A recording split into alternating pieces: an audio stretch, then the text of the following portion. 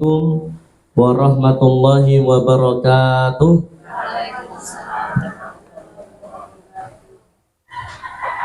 Alhamdulillah, alhamdulillahi rabbil alamin. Wassalatu wassalamu ala nabiyyina wa rasulina Muhammadin sallallahu alaihi wasallam wa ala alihi wa sahbihi wa man tabi'ahum bi ihsanin illa yaumiddin. Ya ayyuhalladzina amanu taqullaha haqqa tuqatih wa la tamutunna illa wa antum muslimun.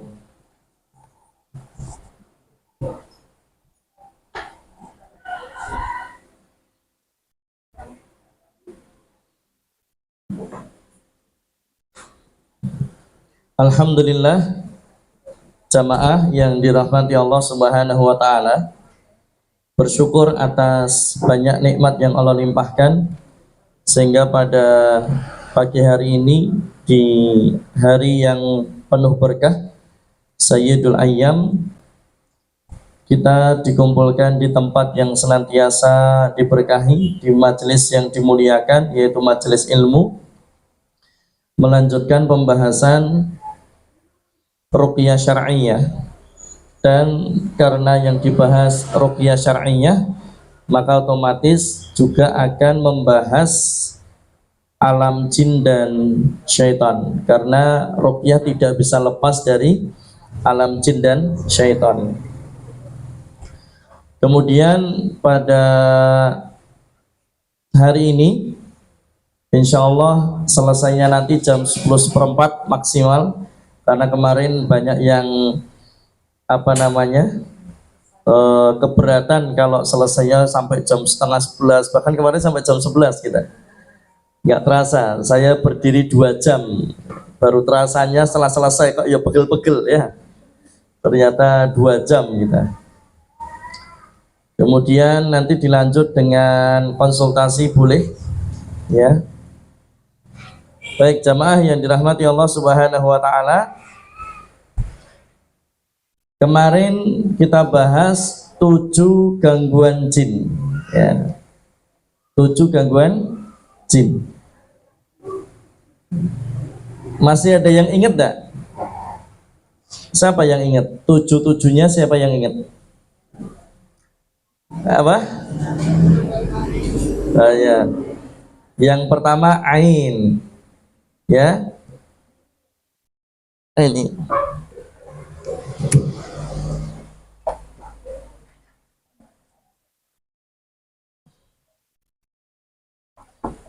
Tujuh gangguan jin. Yang pertama apa? Ain. Yang kedua? Jin nasab. Ya. Yang ketiga? Nah, ini gangguan jin dari amalan bid'ah. Yang keempat? Sihir. Ya. Yang kelima? Ya. Ini dulu aja. Jin pecinta. Jin pecinta atau jin bucin. Ya, kemudian yang keenam jin ini marid, jin yang menyebabkan atau memperparah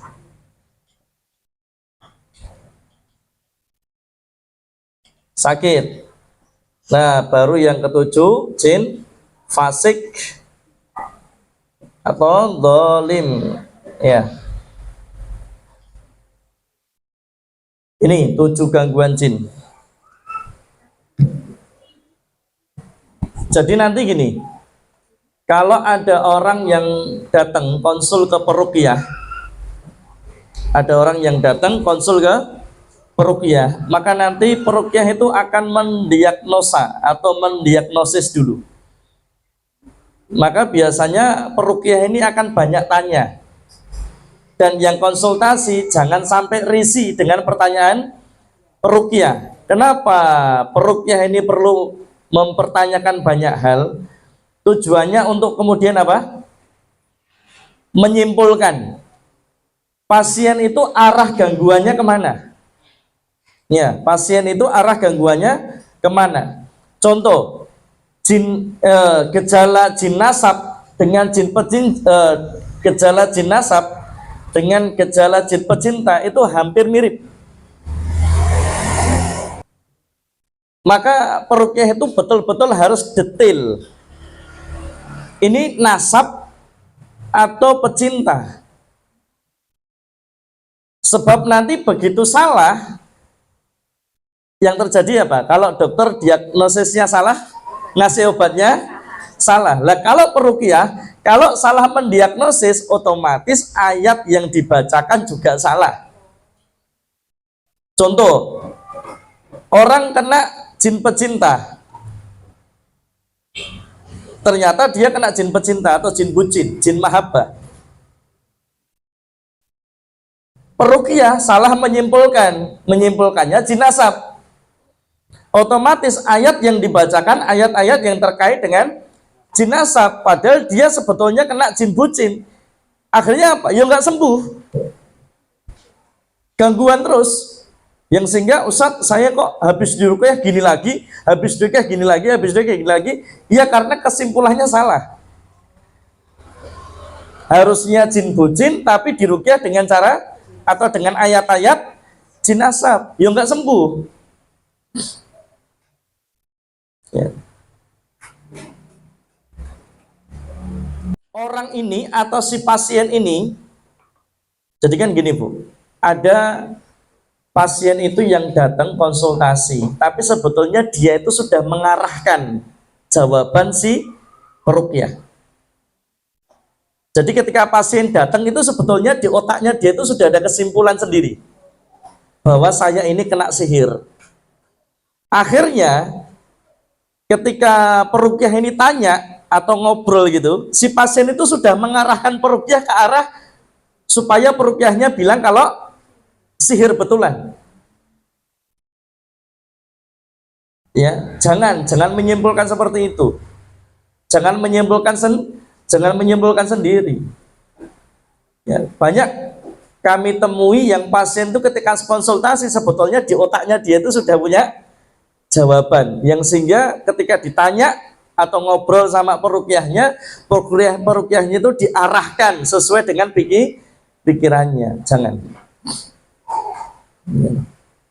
Kan ada ya orang yang kadang curhat minta solusi, tapi sebetulnya di otaknya dia ini sudah ada solusi. Biasanya masalah apa?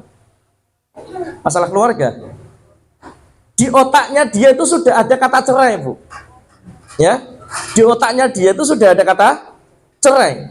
Jadi ustadznya itu mau jawab gimana, ustadznya ini mau jawab gimana pun, tetap dia itu kekeh cerai. Dia kepengen ustadznya itu jawab cerai, ya gitu loh. Jadi kalau ustadznya jawabnya mbok ya dikomunikasikan lagi, mbok ya diperbaiki gini-gini, dia nggak terima. Karena dia sudah nyiapkan jawaban di sini. Begitu ustadznya ngomong, ya sudah cerai saja. Alhamdulillah, itu jawaban yang saya inginkan Ustadz. Loh gitu. Nah, jangan gitu, enggak boleh. Nah, saya pernah Bu, nangani orang yang di otaknya itu sudah ada saya disihir Ustadz. Begitu kemudian saya tanya, terus awalnya saya terpengaruh. Kemudian begitu kemudian saya ajukan pertanyaan, dia jawab terus, akhirnya kan ngalir tuh ngobrolnya ngalir. Ya terkadang peruqyah itu kayak psikolog Bu. Kayak psikolog. Jadi dia harus bisa mancing orang yang diajak bicara supaya dia terbuka sampai pada kesimpulan, oh ternyata bukan sihir. Ternyata apa? Ternyata di antara dua ini. Dan sebetulnya yang terjadi adalah apa? Psikosomatik, gangguan psikis, gangguan mental illness ya. Bayangkan kalau saya salah menyimpulkan, akhirnya yang tak baca ayat-ayat sihir, ya nggak mungkin sembuh. Karena yang terjadi bukan sihir, ya, tapi ini. Paham ya? Jadi kalau konsultasi ke peruqyah itu manut wae gitu loh ya. Apa tanyanya jawab saja terbuka, ya. Karena memang itu nanti mempermudah kami untuk menyimpulkan gangguan jinnya itu apa. Ya, gangguan jinnya apa. Nah gitu, jamaah yang dirahmati Allah Subhanahu wa Ta'ala. Nah, nanti yang kita bahas pada hari ini, kita fokus pada ini dulu. Ain. Ya. Fokus pada ain. Ain itu apa? Seseorang yang memandang, ya, seseorang yang memandang kemudian menimbulkan gangguan pada yang dipandangnya. Ini ya, ain.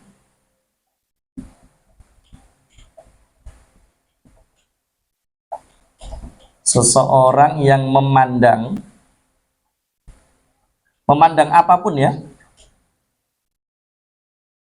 kemudian menimbulkan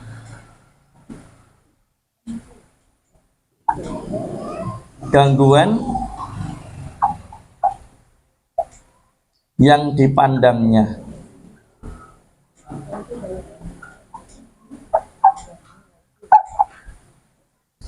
Itu pengertian ain. Makanya simpelnya kejahatan pandangan. Sederhananya kejahatan pandangan. Tapi kalau secara ben otot dowo itu ya, secara lengkapnya seseorang yang memandang menimbulkan gangguan pada yang dipandangnya.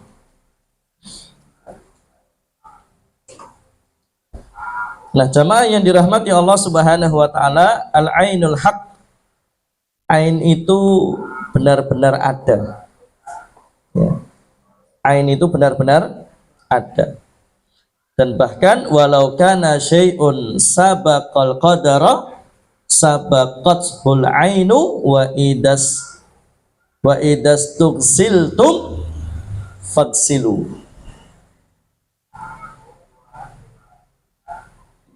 Seandainya ada sesuatu yang bisa mendahului takdirnya Allah, qadar, maka niscaya ain yang bisa mendahuluinya. Kenapa? Reaksi ain itu cepat banget. Ya, ain itu cepat banget. Pengaruhnya ain itu cepat banget. Kalau sihir harus pakai ritual. Kalau sihir perlu waktu tertentu. Kalau sihir kadang tidak sekali jadi. Misalkan ya, orang ada dukun yang ngirim santet atau sihir ke fulan. Dikirim pertama itu belum tentu langsung jadi, Pak. Si fulan ini belum tentu langsung kena, Pak. Kenapa? Bisa jadi si fulan itu ketika dikirim sihir, agama ibadahnya baru bagus-bagus ya. Lagi semangat-semangatnya, imannya baru kuat-kuatnya. Akhirnya apa? Jinnya balik lagi. Wah, gagal maning. Nggak bisa ditembus. Maka biasanya kalau wanita itu dikirim sihir ketika dia sedang lengah. Makanya sebetulnya yang banyak gangguan itu wanita. Yang banyak kena gangguan jin itu wanita. Kenapa? Karena wanita ini lebih ke emosi, lebih ke rasa, gampang baper. Baper itu maksudnya gimana? Ya gampang marah, gampang sedih, gampang galau, ya andilau, antara dilema dan galau. Gampang khawatir, cemas, gelisah gitu. Nah itu kan jadi pintu masuknya. Kemudian wanita itu juga kurang agamanya. Kenapa? Karena ada fase haid. Nah, ketika haid ini kan kondisi lemah-lemahnya. Fisiknya lemah, kemudian apa? Agamanya juga lemah. Ibadahnya juga berkurang, lemah. Nah, biasanya ini sihir gampang masuk, gangguan jin gampang masuk. Maka ain itu benar-benar ada.